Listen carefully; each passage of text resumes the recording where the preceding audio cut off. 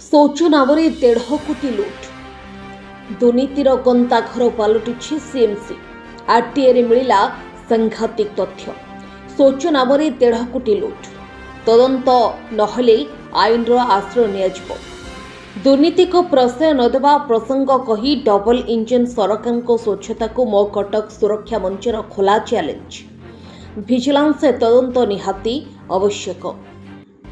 पदारे पड़ा सीएमसी दुर्नीति अधिकारी और ठेकेदार को मधुचंद्रिका शौचालय मरामती नाम राज्य राजकोषर चून 10टी शौचालय मरामती खर्च होईछि 1.5 कोटी ऊर्ध्व टंका।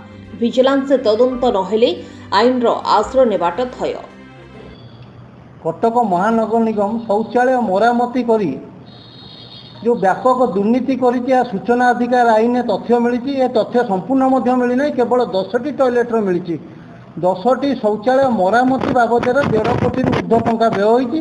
प्रकृत में जो टॉयलेट्रे जो टंका खर्च होती कौटी 22 लाख खर्च होती तो कौटी 15 लाख खर्च होती। आम यार सत्यासत्य अनुसंधान करने फिल्ड को जाइलु। प्रकृत में ताहा केवल रंग मराई कौटी गेट लगी तो कौटी गेट लगी एवं कौटी पानी टैप ना कौटी मोटर पोड़ी जाइए। प्रकृत में जदि एतिकी टंका सीएमसी खर्च कले ताले यार तदारक दायित्व और रक्षणाबेक्षण दायित्व सीएमसी कहीं कले ना। तेणु जो टंका खर्च होती ए टंका खर्च भितर कमिशनर एवं ठिकादार मिलमिशि व्यापक दुर्नीति करथिबा आमे अनुमान करूचु।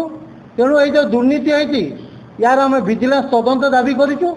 आउ जो टॉयलेट बर्तमान कटक सहर में अच्छी 50-60 ऊर्ध्व टॉयलेट कटक महानगर निगम कमिशनर मेयर ताकू सठिक भाव तदारक करी ये जनसाधारण कार्य लगाई आम अनुरोध करूँ। तदंत हम जेहेतु नुआ सरकार कहते आम दुर्नीति की प्रश्रय देवु ना। तेणु आमर आशा अच्छे निश्चित तदंत हम बोली आशा करें। आम आईनगत कार्यानुष्ठान जेहेतु जो बाटे अच्छी आम जीवु। सहर में 50 ऊर्ध्व शौचालय रही बेले मात्र 10टी खर्च होइछि 1.5 कोटी। हेले मरामतीर ना गंध देखा मिलुनि। केउठी पानी व्यवस्था नहीं तो केउठी शौचालय कबाट बदल लोकों को जरीफल आश्रा दि जाउछि। जिउथिरो अधिकारी और ठेकेदार को मधुचंद्रिका स्पष्ट प्रमाणित। एते बड़ राजस्व लुट्र विजिलेंस तदंत आवश्यक। डॉक्टर ब्योमकेश कालुनगो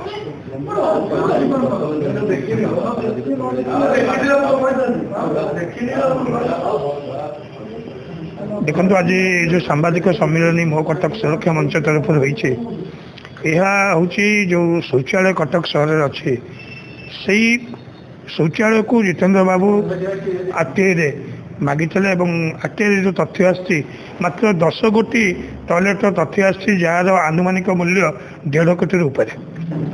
तेणु रिपेयरिंग बाबद तेणु जदि आम कटक सहर पाखापाखि 50टी ऊर्ध्व शौचालय अच्छी जदि 50टी शौचालय आनुमानिक मूल्य निर्धारण करें ताले केते टंका हम जानतु। एवं जो 10टी तथ्य आसी से तथ्य गुड़िक पाखक आम जाइलु और किसी फोटो किसी वीडियो आनीलु जो कि कौटी पानी नहीं कौटी मोटर पोड़ी जाइए कौटी पाइपलाइन नहीं कौटी जाम होती परिस्थिति मात्र से सृष्टि होती।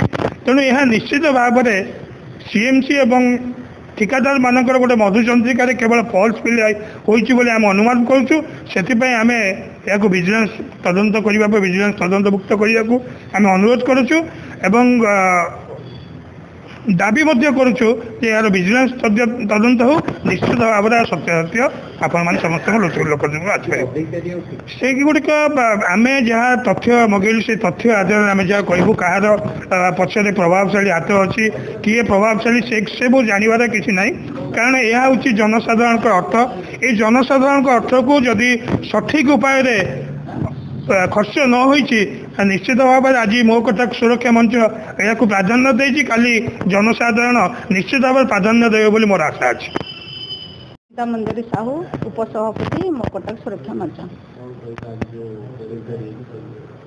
बड़ दुख परितापर मिश्र जे सीएमसी रे आमे मो आरटीआई एक्ट रे आमे मागिथिलु जे जो शौचालय होइछि तार शौचालय जो 1.5 कोटी 10टी टॉयलेट रक्षणाबेक्षण 1.5 कोटी ऊर्ध्व खर्च होइछि ତାହା ବିଶ୍ୱାସଯୋଗ୍ୟ ଗୋଟେ ସାଧାରଣ ଲୋକ ହେଲେ ବି ସେ କଥା ବିଶ୍ୱାସ କରିବ ନାହିଁ ଯେ ମେଣ୍ଟେନାନ୍ସରେ 1.5 କୋଟିରୁ ଉର୍ଦ୍ଧ୍ୱ ଖର୍ଚ୍ଚ ହେଇଛି, ଯାହାକି ଏଠି ସିଏମସିରେ କମିଶନର, ଠିକାଦାର ଏବଂ ଅନ୍ୟାନ୍ୟ ଅଧିକାରୀଙ୍କ ଦ୍ୱାରା ଇଏ ଗୋଟେ ବ୍ୟାପକ ହରିଲୁଟ ହେଇଛି।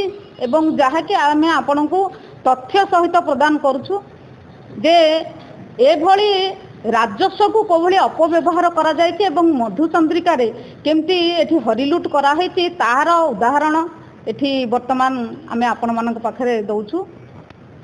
ଏବଂ ଏଇ ଯେଉଁ ବ୍ୟାପକ ଦୁର୍ନୀତି ହେଇଛି ଏହାର ଗୋଟେ ଉପଯୁକ୍ତ ଭିଜିଲାନ୍ସ ତଦନ୍ତ ହେବା ନିହାତି ଦରକାର ଏବଂ ଏଇ ଦୁର୍ନୀତି ଲୋକଲୋଚନକୁ ଆସିବା ଦରକାର। ତ ଏଠି ମଧୁଚନ୍ଦ୍ରିକା ହେବାକୁ ସୁବିଧା, ଏଠି କେହି କାହା ବିରୁଦ୍ଧରେ କହିବେ ନାହିଁ ଏବଂ ସବୁ ଭାଗ ବାଣ୍ଟିକି ନେବେ। ଆଉ ସିଏମସି ଗୋଟିଏ ଜାଗା ଯେକୁ ଦୁର୍ନୀତିର ଗନ୍ତାଘର, କଳାବଜାରଠୁ ଆରମ୍ଭ କରି ଆପଣ ବାଲିଯାତ୍ରାଠୁ ଆରମ୍ଭ କରି ଯେତେ ପ୍ରୋଗ୍ରାମ କଟକରେ ହେବ ବା ଯେତେ ଯେଉଁ ପ୍ରୋଜେକ୍ଟ ୱାର୍କ ସବୁ ଚାଲିଛି ସବୁ ଦୁର୍ନୀତିରେ ସବୁ ଏମିତି ବୁଡ଼ିକି ରହିଛନ୍ତି ଯାହାକି ସାଧାରଣ ଲୋକଟିଏ ମାନେ ଭରସା କରିପାରୁନି ସିଏମସି ଉପରେ। ସାଂସଦଙ୍କର ନିହାତି ଏଇ ଉପରେ ନିହାତି ଦୃଷ୍ଟି ଦେବା ପାଇଁ ଆମେ ବି ସାଧାରଣ ଜନତା ଠାରୁ ଆରମ୍ଭ କରି ଆମେ ଗୋଟେ ଦାୟିତ୍ୱପୂର୍ଣ୍ଣ ଲୋକ ହିସାବରେ ଆମେ ବି କହୁଛୁ ସାଂସଦଙ୍କୁ ଯେ ଇଏ ଯେଉଁ ଦୁର୍ନୀତି ହେଇଛି ଆକୁ ନିରପେକ୍ଷ ତଦନ୍ତ କରି ସତ୍ୟାସତ୍ୟ ପଦାକୁ ଆଣନ୍ତୁ। ଗୋଟିଏ ପଟେ ଆରଟିଆଇ ତଥ୍ୟରୁ ଦୁର୍ନୀତିର ସୂଚନା ମିଳିଥିବା ବେଳେ ମୋ କଟକ ସୁରକ୍ଷା ମଞ୍ଚ ଏହାକୁ ନେଇ ସାମ୍ବାଦିକ ସମ୍ମିଳନୀକୁ ଓହ୍ଲାଇବା ସହ ସରକାରଙ୍କ ଭିଜିଲାନ୍ସ ତଦନ୍ତ ପାଇଁ ଦାବି କରିଛି। ଅନ୍ୟପକ୍ଷରେ ଆଗାମୀ ଦିନରେ ଏହି ଦୁର୍ନୀତି କେତେ ଦୂର ଲୋକଲୋଚନକୁ ଆସୁଛି ଓ ମୋ କଟକ ସୁରକ୍ଷା ମଞ୍ଚର ଆଭିମୁଖ୍ୟ କ'ଣ ରହୁଛି ତାହା ଉପରେ ନଜର ରହିଛି।